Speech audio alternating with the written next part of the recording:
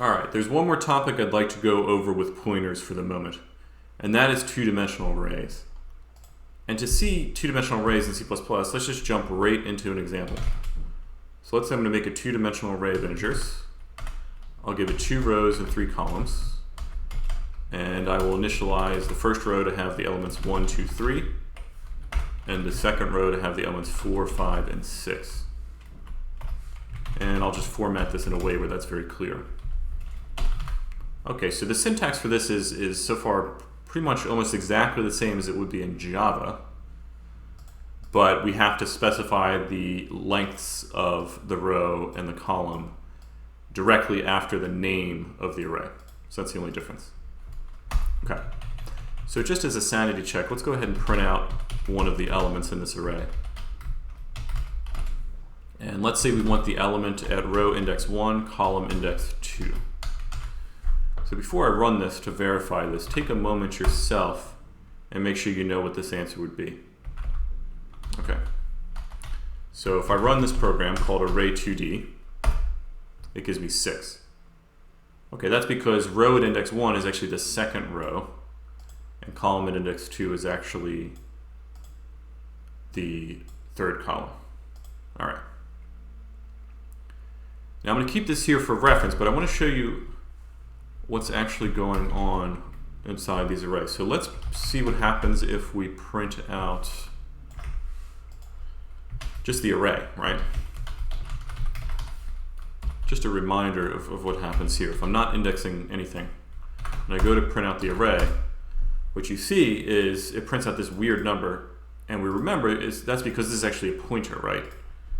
So we have to actually print it out as an address, and then we see this. Okay. Now what if I print out the array at index 0? So I'm only going to specify a row index and not a column index. So if I do that, I actually see the same address, which is interesting. What about if I print the second row? So I'm going to print the first row and the second row as addresses. And what I see is the second row has an address which is the number C later than the first row. Now the number C is 12 in hexadecimal. So remember we got 9, 10, which is A, 11, which is B, and C, which is 12. So, and that should make sense because really what's happening here is every row has 3 ints in it, and int is size 4, and so 4 times 3 is 12.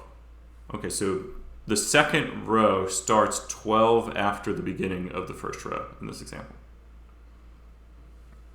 Okay, so that's how two-dimensional arrays are laid out in memory. They're actually unrolled into a representation that's row by row. And so this is getting the address of those rows. Okay, so let me define a two-dimensional array another way, just to really break down what's going on. And actually, I would need to define it differently if I was going to make a dynamic array on the fly. So this is how I would define a fixed two-dimensional array. But to do a dynamic two-dimensional array, I actually have to break it down as follows. So I would have to declare it like this. So I have to first say, okay, what it is, a two-dimensional array is actually a pointer to pointers. So the outer pointer points to an array, right? It's an array of arrays. So the outer pointer points to which row it is, and then the inner pointer points to which column it is. So that, and you just to remember a regular array is also a pointer, right, to the first element in that array. So this is a pointer to the beginning of the rows on the outside, and then on the inside it's going to point to the first element in that row. Okay. So first I have to say it's got 2 rows. Then what I have to do is loop through. So it's a little bit tedious in C++ to initialize these. But I have to loop through each row. And then I have to make a column. So I'll say array2 at index I is equal to new int 3. Okay, so that's how I initialize an empty array. Now I can say things like, maybe at this point I'll loop through and I'll initialize it. So I'll say int x equals 0. I'll say, okay, now I could say for int j equals 0, j is less than 3, j plus plus, the array index I at row I, column j, is equal to x, and then I'll say x plus plus. And this will give me the same array as here, but I was able to dynamically allocate it. Okay. So let's just make sure I did this right. Okay, it compiles just fine. As a sanity check, I'll do the same thing. I'll say printf. I'll say I. This time I'll say array 2 at index, row index 1, column index 2. And looks like I got something wrong here because I meant to say array 2 in index I, row I, column j is equal to x. Let's try that again.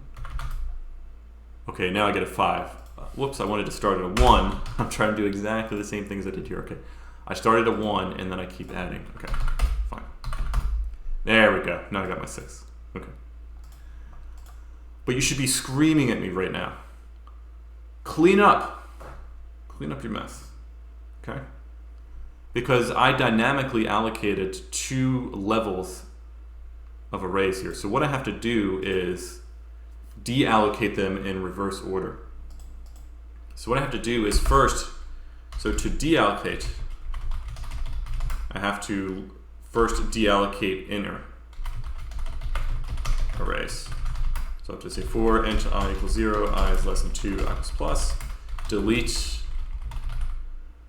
array 2 at index I. Now I can delete the outer array.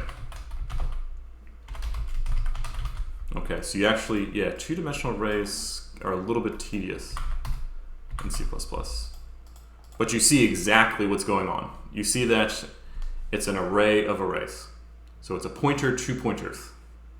And so what I'll do is I'll say, well, the inner pointer is itself a pointer to its own array.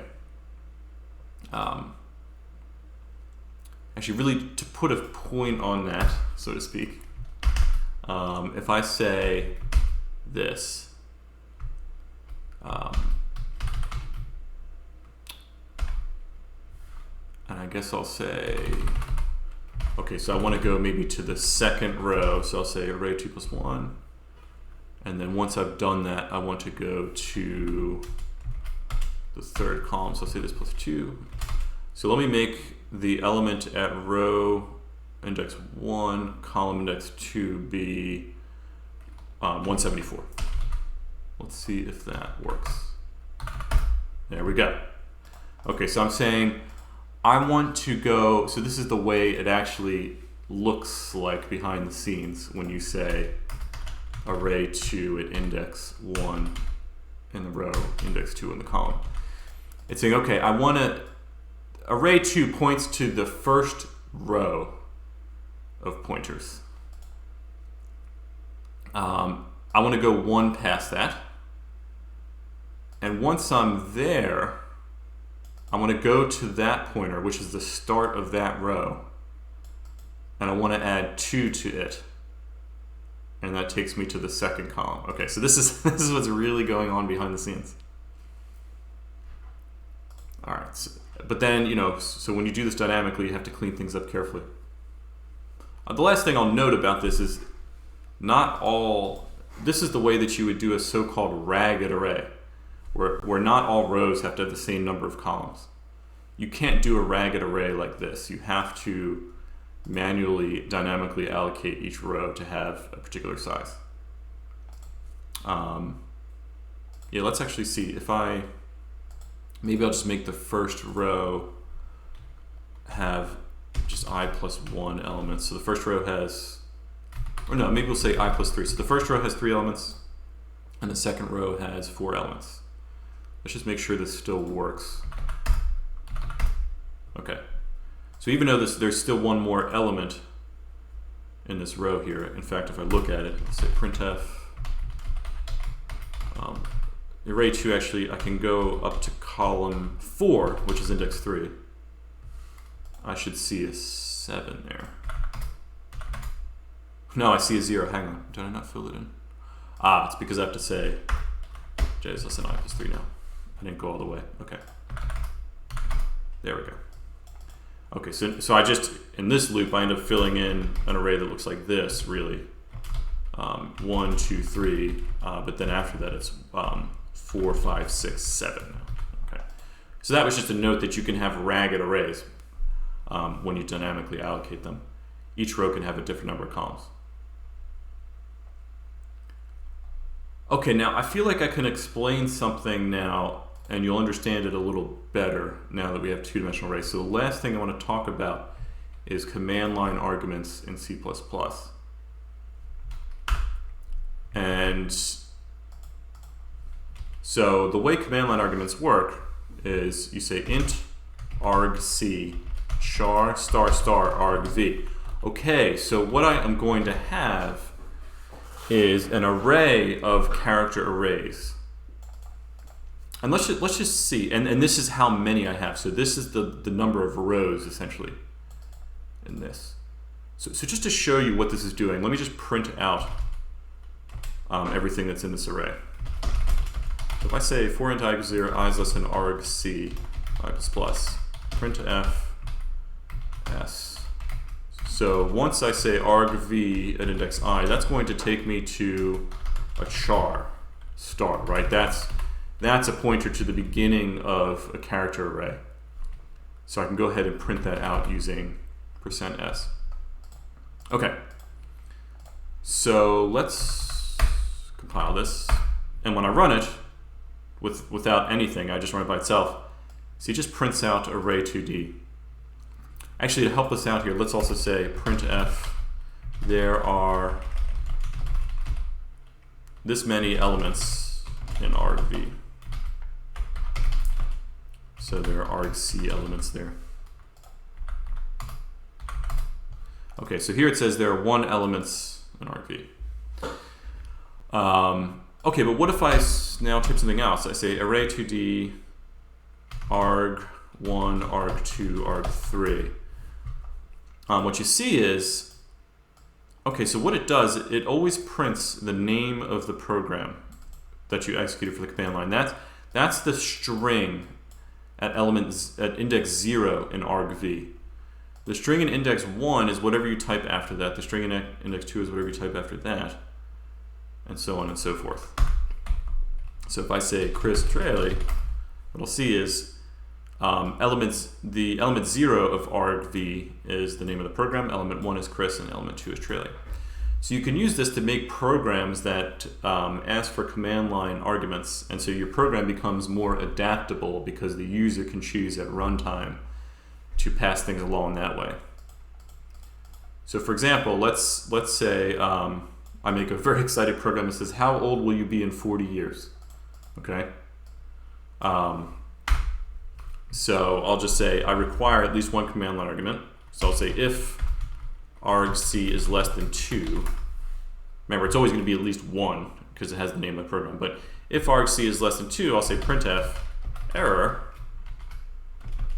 You need at least 1 argument, which is your age. Okay. And I know we're not supposed to return in the middle of something, but I should return 1. So that means there was an error. We are not A-OK. You're going to have to try this again.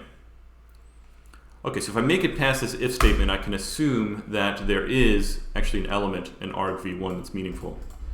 So I'll call it age. But this is a character array, so I can't just say int age is equal to argv at index 1. It's not going to like that.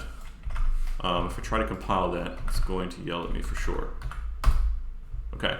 It says invalid conversion from a character array, a pointer to characters, to an int. So I can't do that.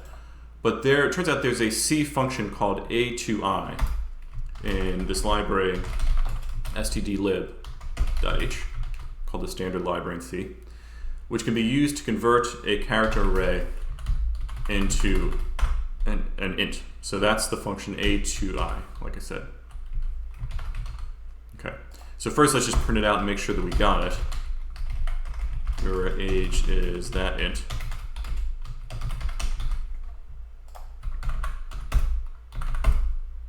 Okay, so it says your age is 0. Actually got a little confused here. I said array to do Chris Straley. It converted that char to 0. Let's say 31. There you go, 31. And of course, I could say in 10 years or in 40 years, you will be that age plus 40. This is like a super exciting, useful program, right? Okay, 40 years, I'll be 71. Not looking forward to that, okay? I've already got aches and pains running now. Can only imagine what that would be like at that point. But anyway, so that's how you do command line arguments. So they're passed along as arrays of character arrays. And so you have to understand that when you index this thing argv, you're actually going down to a character array, and you have to treat it as such. Okay, so that's really it. I'll just have you do a very brief exercise in two-dimensional arrays now, and you can enjoy the rest of your weekend as far as modules go. Okay, thank you for your attention. I will see you all on Monday.